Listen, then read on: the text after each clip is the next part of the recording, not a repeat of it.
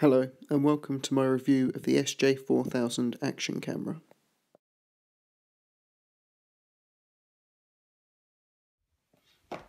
The SJ4000 comes in quite a nicely finished box. It shows the range of colours available and mentions that it's 1080p and H.264 format video. On the side we have a list of all the things that you get within the box. So you have your waterproof case with a clip mount, this little cradle which holds the camera not in the case. That's a handlebar mount. You get a little tripod adapter, some sort of 90-degree jobs. That's another type tripod mount with a female tripod on the bottom, and three little extension bits of varying lengths. And you get some straps, two sticky pads which the little clip things slide into very firmly, and some extra spare sticky pads and cable ties, everything you need basically to get started. Here are some of the specifications.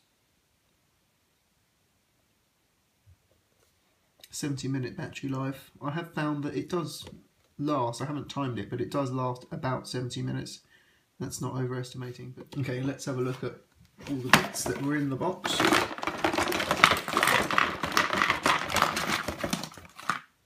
Lots of stuff. So everything, yeah. So we have a cleaning cloth for the camera. This is the bag of Velcro straps. And we've got some of the extendable bits. This one has a clip on it so you can attach the camera straight to that. Here is the case. So this would attach just like that, allow it to clip in. I currently have the tripod adapter because I have a mount in my car which has a tripod screw on it, so I use this mount with it. I also have the other sticky pad somewhere in my car. This one also has a tripod hole in it. You have one with and one without, so think of that what you will.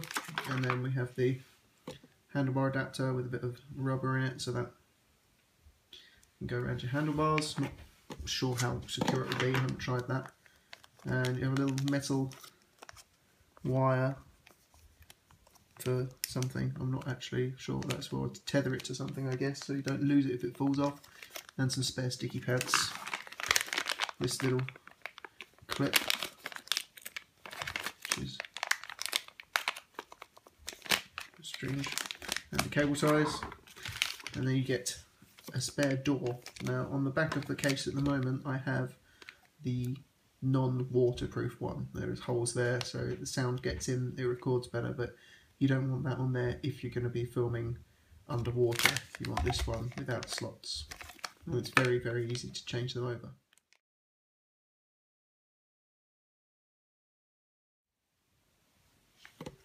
Okay, so here is the case.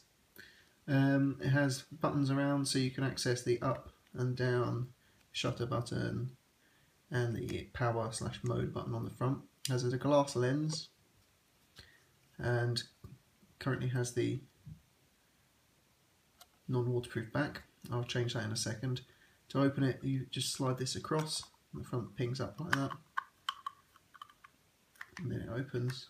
Nice thick waterproof seal around here on both doors, even though this one's got slits in it. That's just to seal it, and then you fold that over like so and clip it back in place. Very nice snug fit, it's not going to pop open. Now to change the doors on the back, they simply pop off like that, and then you get the spare door, which is this one, which does not have the slits cut in to allow the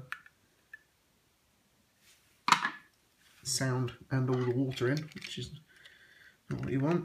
And then this simply clicks on like so, and now it is going to be fully waterproof next time you use it.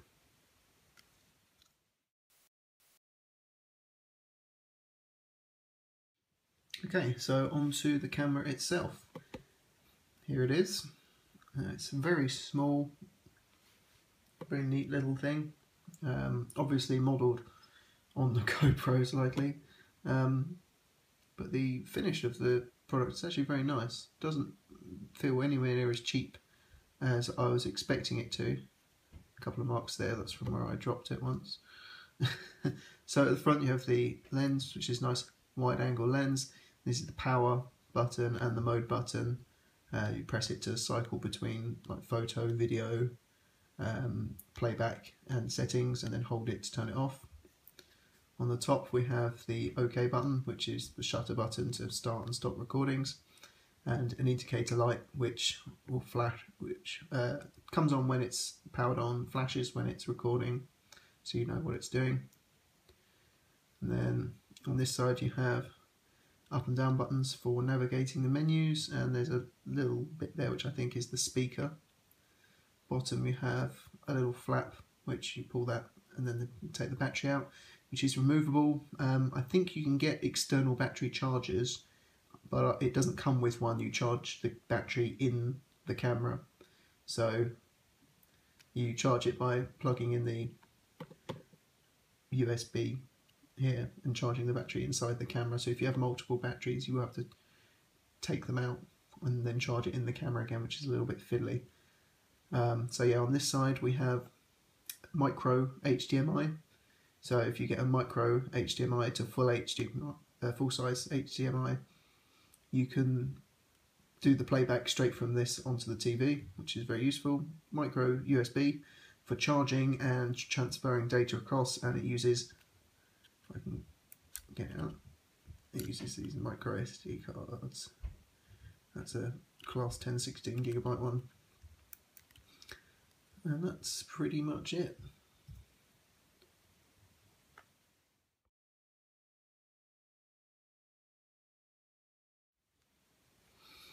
Okay, on the back we have light reflections. On the back we have a small screen, about 1.5 inches in size, and two little LEDs down here. One is just for turning on and when the power is on, and flashing when recording, same as the one on the top, but they're different colours for some reason. One on top is like yellowy orange colour, and this one is blue, but they both stay on constantly and then flash when recording. This one is red and indicates that it's being charged by being on constantly when it's being charged, and I think it flashes when the battery is getting low. So let's turn the device on, pressing the power button on the front. See, both those lights on. Okay, now the camera starts up in video mode, as you can see there, with full battery. Very unusual to see that. And that little microphone symbol means that sound is being recorded. It's currently in 1080 fine HD, I think that's what that means. And the time and date and everything is there. And if you press the button on the front again, you cycle through the modes. So now we're on photo mode, and you can take stills just by pressing that button like so. Currently set to 5 megapixel. If you press the button again, you go into playback mode, and then you use the up and down on the side here to go between clips, some random ones of my face, some ones you'll see later in this video I used to demonstrate, and a couple I've just taken in here. And then you press once more to go into settings. So here you can change resolution, you can put cyclic recording on, so it does like 5-minute clips and keeps recording for use as a car camera. You can turn high dynamic range on, motion detection, sound recording, the date stamp, the photo size, you can adjust the quality and the sharpness, and do the white balance. In colour, that has you can do black and white and sepia as well as regular colour if you wanted to do that. Face detection and anti-shaking I think is just for camera mode, and ISO and exposure just to fiddle with settings if they're not quite how you like them. Quick review just means that the last taken picture shows on the screen for a couple of seconds, and then date and timestamp, languages, turn the beep on, power off, because battery life doesn't look great on this, so I have it set to 3 minutes. Beep sound you can turn on and off. Screensaver is set to 1 minute, so even if it's recording video after 1 minute, the screen will turn off to save power, but the light still blinks, it still records. Frequency is just to adjust 50 to 60 Hz depending on your television. And then it's just formatting and deleting, basically that's the end of those. Pressing that button again takes you back to video mode. And then to switch off, you press and hold the power button. He says that didn't work. There we go. Okay. I'll just show a few setups. Here I have attached the sort of cradle mount to one of the little clip ones, and I use this to attach it to a sticky pad that's mounted in my car. Now this holds the camera without the case, and it slides quite firmly in like so, and there's no wobble in that at all. It's very still. You can still see the screen on the back because it's got a handy cutout, so you can still operate all the buttons, see the lights, put things in to charge. So, and that simply slides into one of the sticky pads.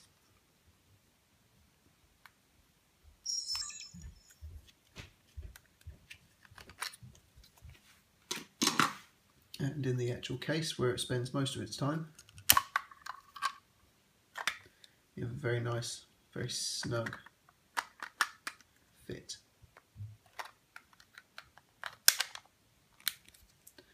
And that's what it looks like in the case.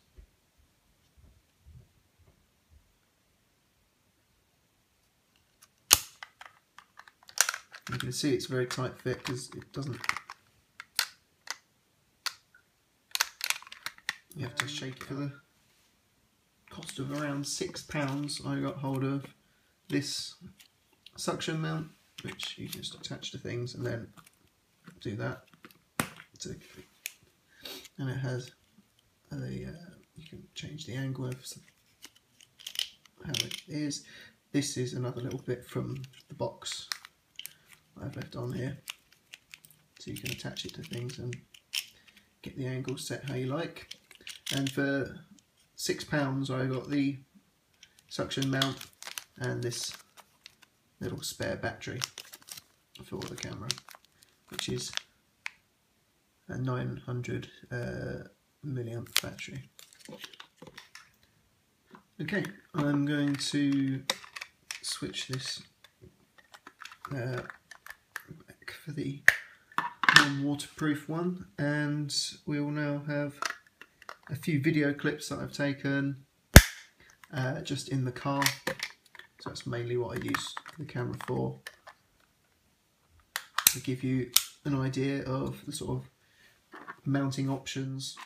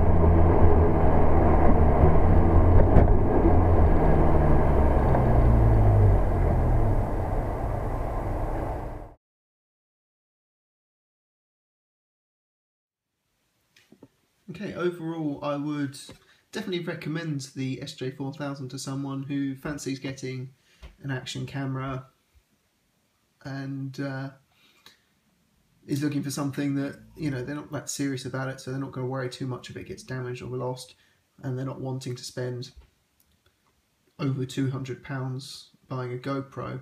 I believe this works with GoPro mounts because they're basically identical. I haven't tried GoPro mounts myself because this comes with lots of mounts, so there's no need to go out and buy GoPro mounts like you do with those. I haven't needed to buy anything apart from this suction mount, which cost me £6 with the spare battery. So yeah, I mean, if you are looking for an action camera, this cost me at the time around £65, and then an extra £6 or so for the thing, so just over £70 for all of these things. And yeah, it's a very, very good product. The video quality is not as good as a GoPro, but considering it's less than a third of the price, you know, it's close enough. Okay, well, that concludes this review.